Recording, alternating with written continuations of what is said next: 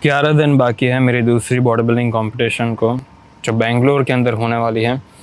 जो सबसे पहली कंपटीशन थी मेरी वो मुंबई में थी, बहुत अच्छी गई थी। आईसीएन में खेला था मैं, फर्स्ट टाइमर कैटेगरी में था। ओपन में भी मैंने पार्टिसिपेट किया था, ओपन में दूसरा नंबर आ गया था मेंस फिजिक में। इसलिए वो चीज़ मुझे बहुत इंटरेस्टिंग एंड एक्साइटिंग लगी थी, क्योंकि ओपन में बहुत अच्छे कॉम्पिटिटर्स थे। लेकिन इस बार की ये जो कंपटीशन होगी ये कम्प्लीटली डिफरेंट रहने वाली है हमारी पहली कंपटीशन के कंपैरिजन में। क्योंकि पहली बार मेरे पास अच्छे कोच नहीं थे, ना तो मेरे पास नॉलेज थी, ना तो मेरा मसल मास उतना अच्छा था। इस बार मैंने मसल मास में प्रोग्रेस की है, और सबसे इम्पॉर्टेंट फैक्टर ये है कि इस बार मेरे पास अच्छे कोच है, वीरेंद्र सर है, जो मुझे अच्छे से गाइड करेंगे। अच्छे से पीक वीक मेरा असल में हिट होगा, क्योंकि जो मुंबई था उसके अंदर तो मैंने कार्ब लोड अच्छे से नहीं किया था, वाटर सॉल्ट कुछ मैनिपुलेट करना नहीं आता था, इसलिए दिक्कतें बहुत आई थी। लेकिन फिर भी परफॉर्मेंस मेरी ठीक ठाक थी। लेकिन इस बार बहुत सारी चीज़ें मैं ठीक से करने वाला हूँ। मुझे नहीं पता कि प्रो कार्ड मुझे एग्जैक्टली मिलेगा या नहीं मिलेगा, लेकिन जितनी चीज़ें मैं कर सकता हूँ प्रो कार्ड के लिए वो सारी चीज़ें मैं करूँगा, ताकि इस बार की कंपटीशन में मैं सिर्फ गोल्ड या सिल्वर मेडल ना लाऊं घर, और असल में वो ब्लू कलर का बड़ा सा प्रो कार्ड और उसके साथ हथौड़ा भी ला सकूं। अभी एनर्जी बहुत डाउन चल रही है, लेकिन फिर भी वर्कआउट तो अच्छे से करना होगा। वर्कआउट भी ठीक है। सबसे मुश्किल चीज़ मुझे मेरे पूरे दिन में फास्टेड कार्डियो लगती है। पहले तो मैं 2 घंटे फास्टेड कार्डियो करता था, लेकिन अब से मैंने शुरू किया है कि 1 घंटे फास्टेड कार्डियो मैं सुबह कर दूंगा, और उसके बाद जो बाकी का 1 घंटा होगा वो मैं रात को करूंगा। और ये चीज़ मैं आज से ही करने वाला हूँ, क्योंकि अब मॉर्निंग में उतनी एनर्जी नहीं होती कि मैं एक साथ 2 घंटे का कार्डियो कर सकूँ। थोड़ा मुश्किल है, लेकिन फिर भी 1 घंटे का तो करना होगा, क्योंकि फास्टेड कार्डियो से मुझे रिजल्ट्स अच्छे मिले हैं। एंड बाकी का जो 1 घंटा होगा वो भी मैं रात को ख़त्म कर दूंगा। मैंने नोटिस किया है कि ट्रेडमिल के कंपैरिजन में रास्ते पर चलने में थोड़ा ज़्यादा मज़ा आता है, लेकिन मॉर्निंग में यही दिक्कत है कि मैं वैसा इंसान हूँ नहीं कि मैं जल्दी उठकर बाहर चलने के लिए जा सकूँ। इसलिए फ़िलहाल तो मुझे फास्टेड कार्डियो ट्रेडमिल पर ही करना होगा, क्योंकि मैं 9 बजे उठता हूँ, और 9 बजे के बाद जो धूप आती है वो बहुत ज़्यादा होती है, इसलिए उतनी धूप में तो मैं चल नहीं वाला। लेकिन हाँ, देखूँगा मैं आज कि शाम को जब मैं बाहर चलने के लिए जाऊँगा तो फिर वो किस तरह का एक्सपीरियंस रहेगा। क्योंकि अभी की जो लाइफस्टाइल है वो सिर्फ इस आईसीएन बेंगलोर कंपटीशन के अराउंड ही घूम रही है, और कुछ चल नहीं रहा मेरी लाइफ में। इस तरह की फीलिंग मैंने कभी पहले फील नहीं की, और एटलीस्ट बहुत टाइम पहले की थी, और ये मुझे थोड़ा नया लग रहा है। क्योंकि इस तरह से पूरा दिन सिर्फ बॉडी बिल्डिंग के अराउंड घूमना, ये चीज़ थोड़ी अजीब सी लगती थी मुझे स्टार्टिंग में, लेकिन अब मज़ा आ रहा है।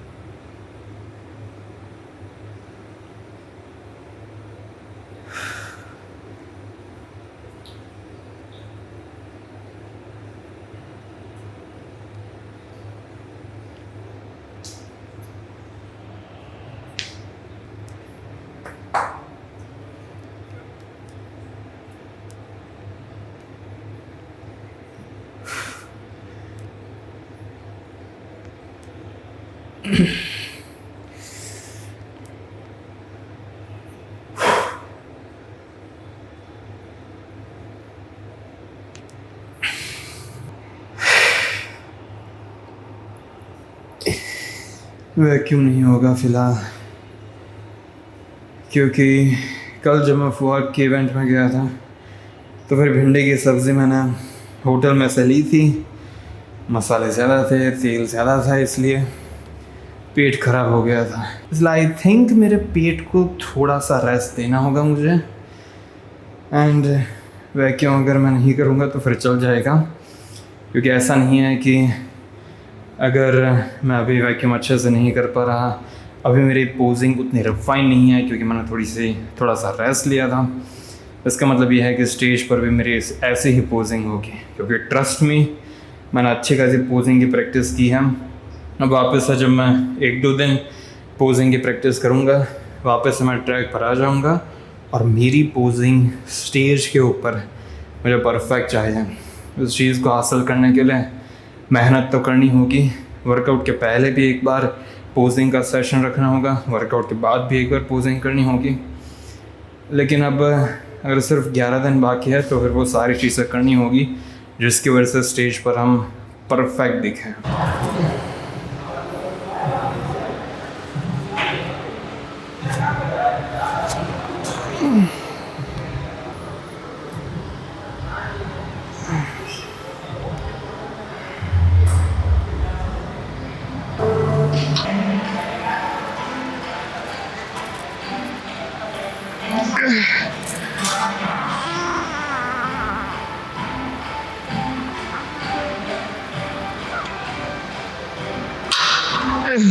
सभी सेट्स के अंदर मैं एब्सोल्यूट फेलियर तक ट्रेन नहीं कर रहा, क्योंकि मैं देख रहा हूँ कि आज के जो मॉडर्न बॉडी बिल्डर्स हैं जो साइंस के साथ ट्रेन करते हैं वो इस चीज़ को बहुत प्रमोट करता है कि फेलियर तक ट्रेन करना ज़रूरी नहीं है, प्रोग्रेसिव ओवरलोड करना उससे ज़्यादा इम्पोर्टेंट है, वॉल्यूम ज़्यादा रखने की ज़रूरत नहीं है। मतलब कंप्लीटली ऑपोजिट फिलोसॉफी है ओल्ड स्कूल बॉडी बिल्डिंग के कंपैरिजन में, जिसके बारे में हम लोग बातचीत करेंगे शायद इस वीडियो में या तो फिर शायद नेक्स्ट वीडियो में, क्योंकि आज हमें प्रेप के बारे में ज़्यादा बात करनी होगी। बाय द वे आज हम लोग chest, shoulders, biceps and abs को ट्रेन करने वाला है। शुरुआत हम लोगों ने इंक्लाइन मशीन प्रेस के साथ की है, इसके बाद और 2-3 चेस्ट की एक्सरसाइजेस करेंगे और फिर उसके बाद शोल्डर्स ट्रेन करेंगे। लेकिन इस बार की कंपटीशन के अंदर मैं एब्स को भी ट्रेन करने वाला हूँ, क्योंकि बिकॉज मैंने आईसीएन मुंबई 2025 के अंदर एब्स को ट्रेन नहीं किया था, इसलिए स्टेज पर मेरे एब्स उतने थिक नहीं दिख रहे थे। लेकिन इस बार मुझे वैसे मिस्टेक नहीं करनी, इस बार अच्छे से एब्स को ट्रेन भी करूँगा एंड सर मुझे कुछ नुस्खे भी बताने वाला है जिसकी वजह से स्टेज के ऊपर बार बार मेरे एब्स में क्रैम्पिंग ना होने लगे। इसलिए क्रैम्प्स एक बहुत नॉर्मल फैक्टर है, लेकिन उसको निकालने की कोशिश हम लोग करेंगे। इसलिए ये जो क्रैम्प्स का फंडा है उसके बारे में मुझे थोड़ी ज़्यादा रिसर्च करनी होगी एंड हम लोग ध्यान रखेंगे कि किस तरह से इस बार ज़्यादा क्रैम्प्स ना आए स्टेज के ऊपर। एंड ये भी हमारा गोल है कि स्टेज पर हमारा एब्स थिक दिखे।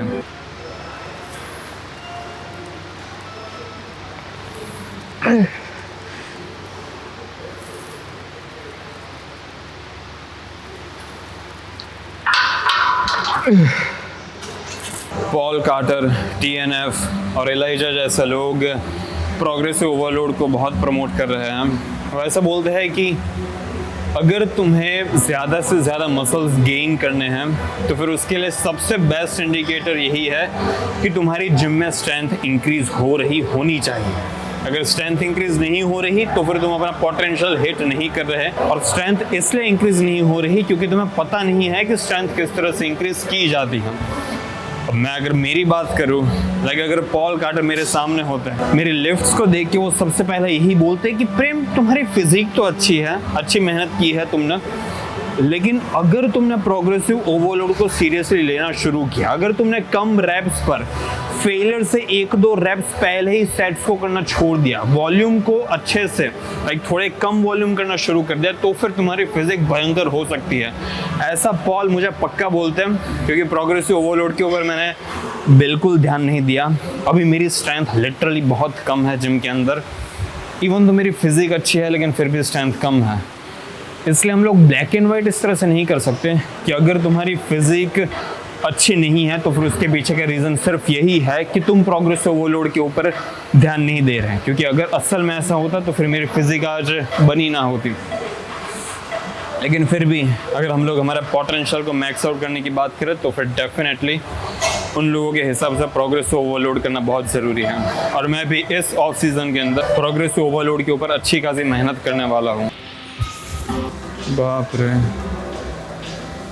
क्या ही लग रही है फिजिक, फ्लेक्स करने की ज़रूरत भी नहीं है, बस ऐसे अगर खड़ा भी रहो तो भी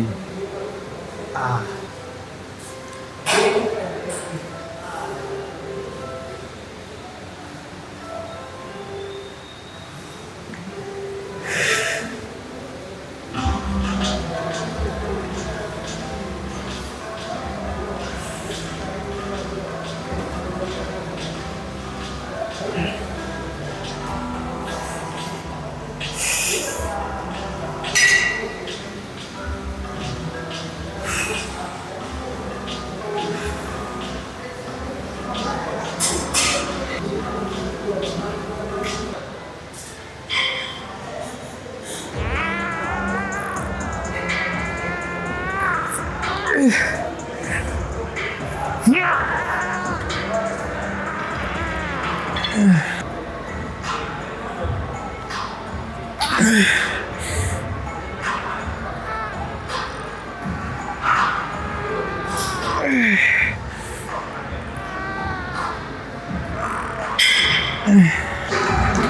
की 4 एक्सरसाइज हो चुकी हैं। अब हम लोग शोल्डर्स ट्रेन करेंगे, जिसकी शुरुआत स्मिथ मशीन शोल्डर प्रेस के साथ होगी। इसके हम लोग 4 सेट्स परफॉर्म करने वाले हैं। रिपीटेशंस थोड़े ज़्यादा होंगे, 15, 12, 10, 8 इस तरह से होंगे। इसमें ज़्यादा वज़न तो नहीं उठेगा, लेकिन कोशिश करेंगे कि अच्छे से हम लोग शोल्डर्स को एक्टिवेट करें। ऑल्दो पॉल कार्टर होते तो फिर वो बोलते हैं कि इवन अगर माइंड मसल कनेक्शन नहीं बनता तो भी इसका मतलब ये नहीं है कि तुम्हारा वो मसल ग्रो नहीं हो रहा, क्योंकि अगर उस मसल का फंक्शन ही ये है कि वो इस तरह की मूवमेंट परफॉर्म करे, तो फिर चाहे तुम्हारा माइंड मसल कनेक्शन बन रहा हो या ना बन रहा हो, उससे कुछ फ़र्क ही नहीं पड़ता। वो मसल एक्टिवेट हो रहा है और तुम्हारी ग्रोथ होगी ही। इसलिए उनकी थियरी मुझे बहुत पसंद आ रही है, क्योंकि जो भी नॉर्मल चीज़ हम लोग बिलीव करते हैं उनसे एग्जैक्ट ऑपोजिट फिलोसॉफी वो प्रीच कर रहे हैं। ऐसा नहीं है कि मनगढ़ंत कहानी है, उसके पीछे साइंस भी है। और अगर मैं मेरी फिजिक की बात करूँ तो फिर टू बी ऑनेस्ट शोल्डर्स मेरा एक वीक पॉइंट है। वीक पॉइंट इसलिए है क्योंकि मेरे जो रेडल्स है वो तो है ही छोटे, लेकिन इन जनरल मेरे जो आर्म्स हैं, बाइसेप्स एंड ट्राइसेप्स, जो पोर्शन है आर्म्स का वो ज़्यादा बड़ा है मेरे शोल्डर्स के कंपैरिजन में। इसलिए शोल्डर्स के ऊपर हमें ज़्यादा ध्यान देना होगा। अब तो कुछ खास कर नहीं सकते क्योंकि कंपटीशन आ चुकी है, लेकिन जब ऑफ सीज़न में होंगे हम तब शोल्डर्स के ऊपर अच्छे से ध्यान देंगे।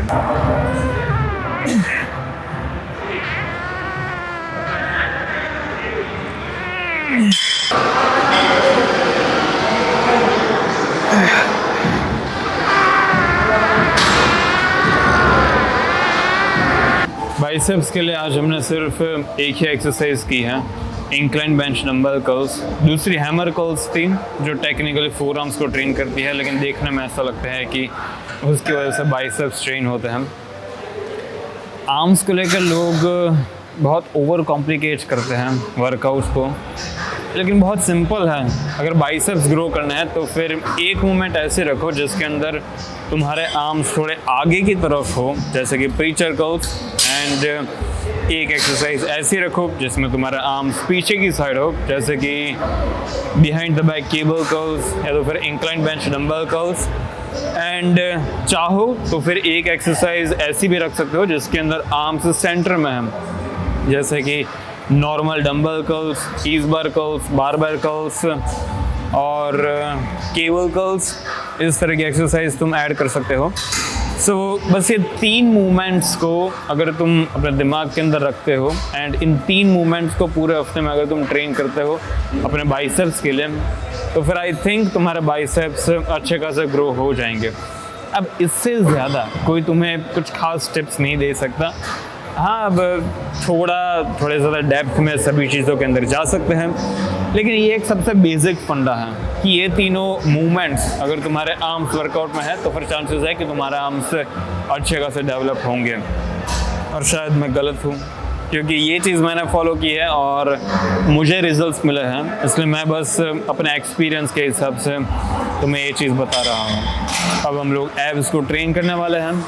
और केबल क्रंचेस मुझे पता नहीं था कि मैं पूरी ज़िंदगी में कभी ट्रेन करूँगा, लेकिन आई थिंक ये वन ऑफ द सबसे बेस्ट एब्स की एक्सरसाइज है।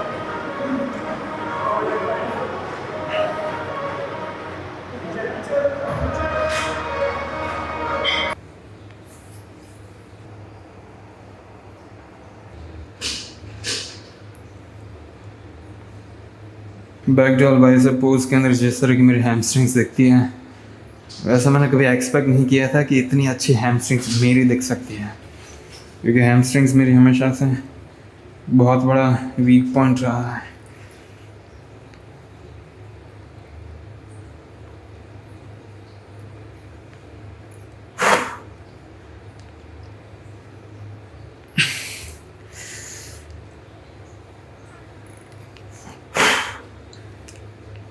कुछ लोगों को ऐसा लगता है कि मैं बॉडी बिल्डिंग को बहुत बढ़ा चढ़ा के इंस्टाग्राम पर प्रमोट करता हूँ, ऐसे ही मोटिवेशन देने के लिए कुछ भी बोलने लगता हूँ, लेकिन मुझे लगता नहीं है कि सभी लोगों को ये बात समझ में आती है कि हमें पूरे दिन में किस तरह से चीज़ें चाहिए होती हैं जो हमें करनी है, जो अगर हम करेंगे तो फिर हम लोग कहीं पर पहुंचेंगे। ऐसा नहीं है कि हम लोग बस रैंडमली पूरा दिन बैठकर केक्स खा सकते हैं, सो सकते हैं और अपनी स्पीशीज़ को आगे बढ़ाने के लिए संभोग कर सकते हैं। एंड अगर हम लोगों पूरे दिन करेंगे तो फिर हमें मज़ा आएगा।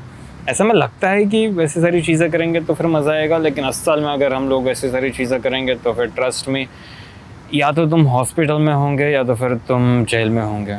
इसलिए अच्छा ये है कि पूरे दिन में कुछ ऐसी चीज़ें करनी चाहिए जो तुम्हारा जो मेन बड़ा वाला गोल है उसको हासिल करने में तुम्हारी मदद कर सके। एंड बॉडी बिल्डिंग उस चीज़ के लिए परफेक्ट है, एंड इसी रीज़न की वजह से ये स्पोर्ट मुझे पसंद है। एंड जब भी मैं इंस्टाग्राम की रील्स के ऊपर इसके बारे में बोलता हूँ तो फिर मैं एग्जैजरेट नहीं कर रहा।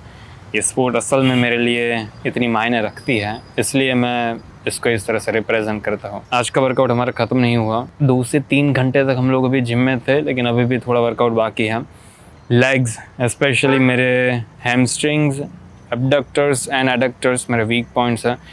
इसलिए सर ने बोला है कि जब पूरे दिन का वर्कआउट ख़त्म हो जाए उसके बाद मुझे 3-3 सेट्स लगाने हैं, हैमस्ट्रिंग्स के, एडक्टर्स के, एब्डक्टर्स के 3-3 सेट्स, और एक सेट 4 मिनट का होगा। उस 4 मिनट में मुझे फेलियर तक ट्रेन नहीं करना, बस पार्शियल रैप्स लगाने हैं। वो चीज़ मैं भी करने के लिए जाऊंगा एंड उसमें प्रोबेबली 45 मिनट्स लगेगी, जो ठीक है। अभी कंपटीशन को सिर्फ 11 दिन बाकी हैं, इसलिए हमें फ़िलहाल वो सारी चीज़ें करनी होगी जिसकी वजह से हमें प्रो कार्ड मिल सके। क्योंकि फिर शो डे में ऐसा नहीं होना चाहिए कि मेरे दिमाग में ऐसी चीज़ें चल रही है कि अगर मैंने वो सारी चीज़ें कर दी होती तो फिर शायद आज मेरी अच्छी प्लेसिंग आ गई होती। मैं नहीं चाहता कि मैं इस तरह का रिग्रेट करूँ, इसलिए हम लोग ऑल आउट जाएंगे एंड आज का वर्कआउट ख़त्म करेंगे। बिकॉज़ वो चीज़ थोड़ी सी बोरिंग लग सकती है तुम लोगों को, इसलिए मैं वो तुम्हें दिखाकर बोर नहीं करूँगा। आज के लिए इतना ही। अगर ये वीडियो पसंद आया हो तो फिर लाइक एंड सब्सक्राइब कर देना।